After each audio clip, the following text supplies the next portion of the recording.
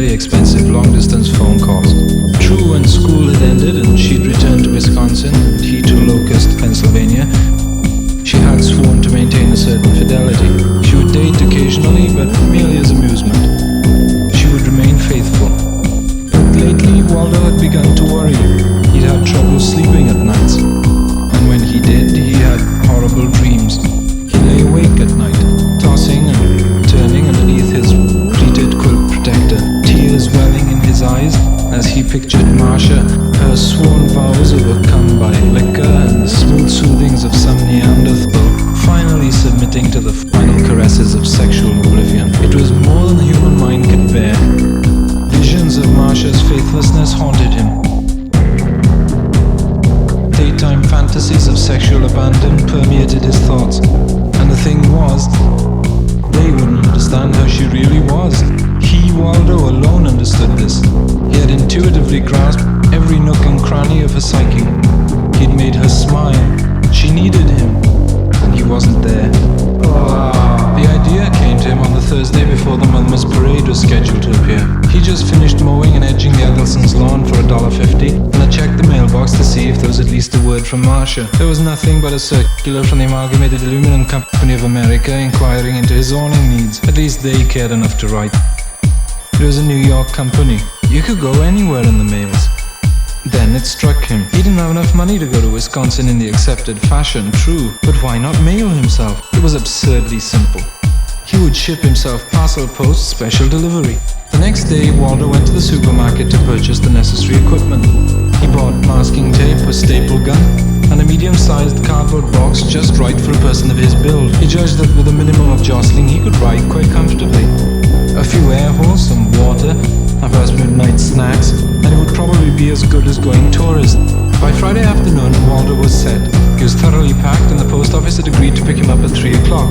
He'd marked the package fragile, and as he sat curled up inside, resting on the foam rubber cushioning he'd thoughtfully included, he tried to picture the look of awe and happiness on Marcia's face as she opened her door, saw the package, tipped the deliverer, and then opened it to see her Waldo finally there in person. She would kiss him, and then maybe they could see a movie. If he'd only thought of this before. Suddenly, rough hands gripped his package, and he felt himself borne up. He landed with a thud in a truck and was off. Marcia Bronson had just finished setting her hair. It had been a very rough weekend. She had to remember not to drink like that. Bill had been nice about it, though. After it was over, he said he still respected her, and after all, it was certainly the way of nature. And even though, no, he didn't love her, he did feel an affection for her. And after all, they were grown adults. Oh, what Bill could teach Waldo, but that seemed many years ago. Sheila Klein, her very, very best friend, walked in through the porch screen door and into the kitchen. Oh God, it's absolutely maudlin outside. I know what you mean. I feel all icky. Marcia tightened the belt on her cotton robe with the silk outer edge. Sheila ran her finger over some salt grains on the kitchen table, licked her finger and made a face. I'm supposed to be taking these salt pills, but she wrinkled her nose.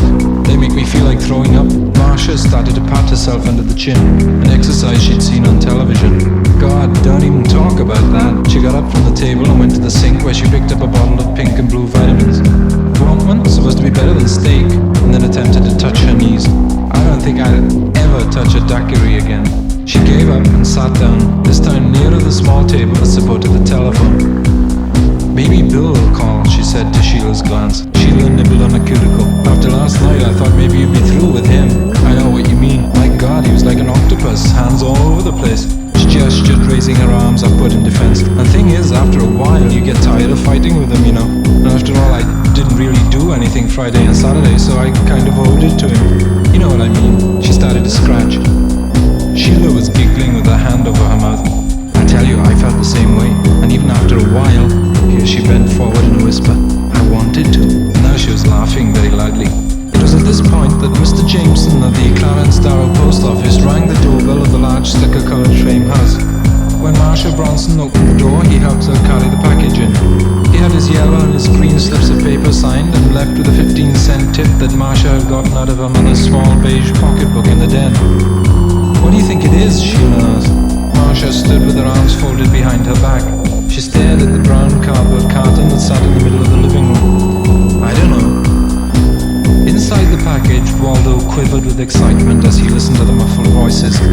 Sheila ran her fingernail over the masking tape that ran down the center of the carton. "Why don't you look at the return address and see who it's from?" Waldo felt his heart beating. He could feel the vibrating footsteps. It would be soon. Marcia walked around the carton and read the ink-scratched label. "Oh, God, it's from Waldo!"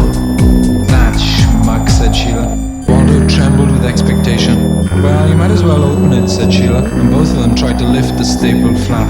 "Ah," said Marcia, groaning. "He must have nailed it shut." They tugged on the flap again. "My God, you need a power drill to get this thing open." They pulled again. "You can't get a grip."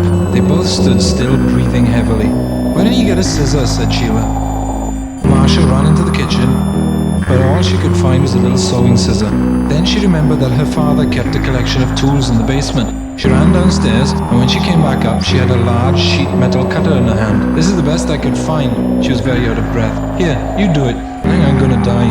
She sank into a large fluffy couch and exhaled noisily. Sheila tried to make a slit between the masking tape and the end of the cardboard flap, but the blade was too big and there wasn't enough room. "God damn this thing," she said, feeling very exasperated. Then smiling, "I got an idea." "What?" said Marcia. "Just watch," said Sheila, touching a finger to her head. Inside the package, Waldo was so transfixed with excitement that he could barely breathe. His skin felt prickly from the heat, and he could feel his heart beating in his throat. It would be soon.